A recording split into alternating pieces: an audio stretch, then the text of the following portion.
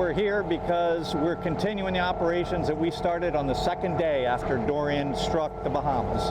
And these are much needed relief supplies that we have continuously been able to supply with some great help from Downtown Development Authority, the downtown business community, and hundreds of local people helping us out. There's a lot more roofing material. We've got several hundred more rolls of peel and stick. We have already shipped over 1,400 rolls that has covered an entire district of Abaco for re-roofing.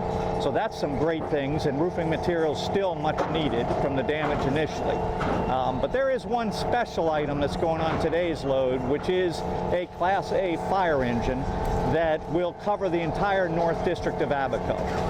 These are very recent photos of them fighting fires up in Cooperstown and Foxtown with 5-gallon buckets of water from being pumped from little trash pumps that we had supplied to have for drinking water on Abaco, on the North District.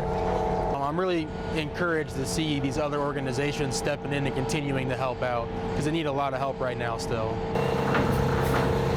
Well, we just kind of facilitate to the nonprofits how to help them get it over there. They usually, the ones I've dealt with, they have people on the ground ready to distribute it, and we just get it from here to there for them.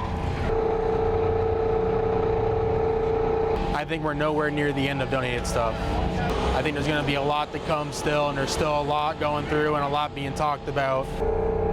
Palm Beach County cares, and this is what we're all about. We're helping survivors help themselves.